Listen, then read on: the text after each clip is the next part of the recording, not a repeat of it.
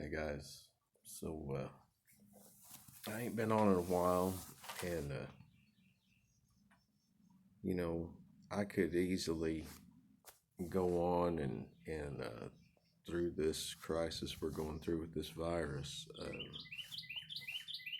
I could make a video or two every day, and pretty much guarantee myself that I'd get up to 1,000 subs and be able to monetize and all that. But you know, it's not really about that. It's we talk a lot about preparedness, and there's certain protocols that I put into place, and I'm sure a lot of you do whenever stuff goes down.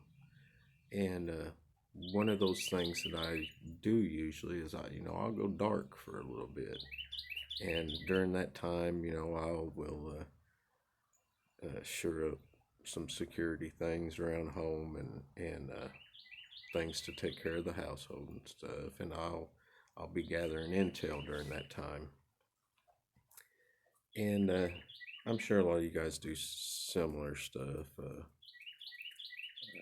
You know, you got to get information so that you can make wise decisions. Um, I see a lot of people online and everything talking about our rights being taken, and anybody that watches my channel knows that I'm definitely pro Constitution. But this is the kind of thing that we prepare for, for the unknown, for something coming out of nowhere and hitting us and putting us in a bad situation. So, don't feel bad if you choose to stay in because of a virus. That's that's just common sense stuff. This is stuff that, like I said, we prepared for. Um, and don't get me wrong, I'm not a doomsday prepper. I don't have uh, you know 5-gallon buckets full of freeze dried foods and stuff like that. Now, if you do, that's fine. You've thought ahead and you were able to, when you could, put back some stuff like that, so you're good for a long time, and that's great. I'm not saying anything against that. Not everybody, not everybody was able to do that, but you should always have some things back, for the security of your family and to help others around you, help other family members and neighbors and stuff. So, that's kind of what I did. I've been here and I've shored up some different things. I got the chickens put up so that I could gather eggs and select which ones I wanted to for breeding purposes and stuff, so that I could have more.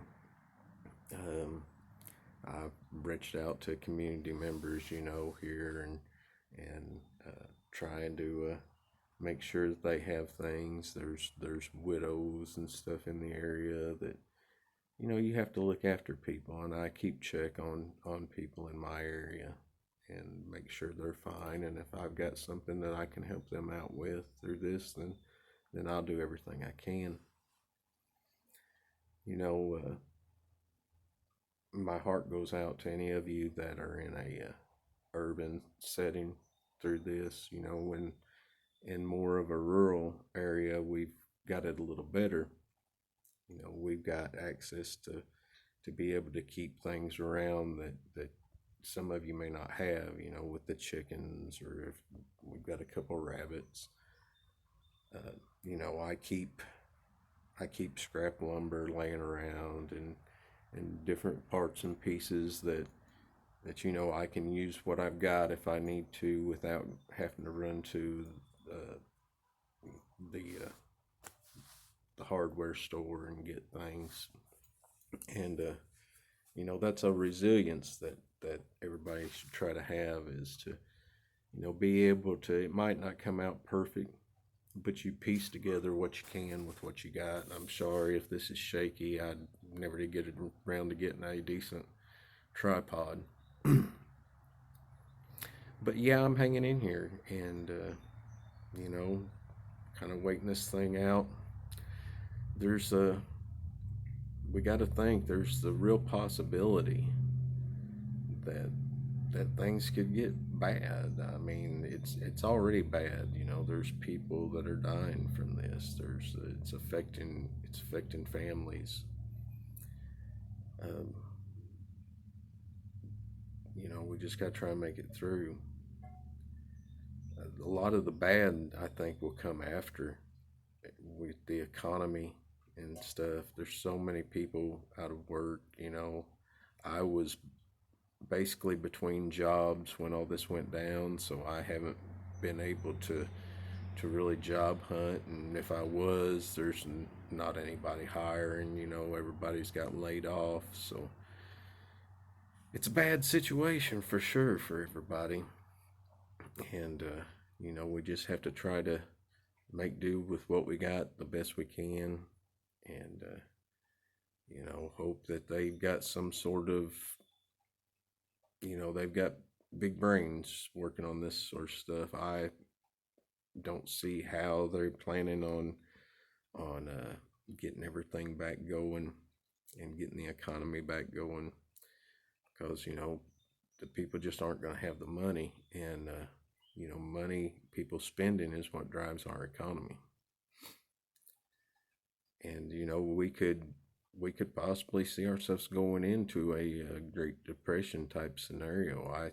I really suggest that you know, some of your time that you spend on the internet while you're, you know, while you're home and goofing around, you know, not all of it be spent on Facebook and stuff. You need to be looking into what life was like during the time of the Great Depression and during the Spanish flu outbreak and pandemic, and you know, see how long that went on actually, and what people had to do to get by. There were a lot of people moved all around the country during that and afterwards, and people trying to find work, and people just scraping by, and you know, study places like what it's been like in different times in places like Appalachia. You know, I'm in the Appalachian Hills here, and you know, my family back in the day was, you know, you did what you could. You know, you raised some chickens or pigs or whatever, and you traded and you bartered and you did a little work here and a little work there and tried to get by. It could get bad, but you know, you guys hang in there, and I know this is a stressful time on relationships and everything. Uh, I've had to deal with stuff with friends and family, and I'd be interested in hearing, you know, if you guys have had any situations like that. Uh, we had some family that I had advised to get out of a place that they were, because I could see at the very beginning of it that it was going to be a hot spot, and we was able to get that family member out in time, and it did become a hot spot, and it's still a hot spot, and I think you'll still see hot spots pop up. You know, a lot of it's been controlled by the stay-at-home orders and social distancing and stuff. But you know, the ones of you that are still stuck places like that, my heart really goes out to you. You know, some of you may be in areas where you may not have much even wildlife. Like here, we've got deer and turkey and squirrels, and I know in a lot of the urban areas, there's a lot of squirrels and stuff, but you may not be able to fire a weapon where you're at. Hopefully, you thought ahead and maybe have a BB gun, or you've got some traps of some kind. If you've got rat traps, you know, that would work great for a squirrel. Um, you know, remember to anchor your traps so that they don't get drug off by something. A lot of people are talking about starting gardens and everything, but they really need to think about, you know, how much they need to grow, And if they've never gardened before, it's not as simple as just putting a seed in the ground and going away. You know, you have to work at it, and a lot of people's gardens won't do anything their first year. It's going to be a learning process. Hopefully, you know, things return somewhat to normal after this and we don't have to worry about it. But and it's just a good wake up call to everybody of how quickly things can go sideways.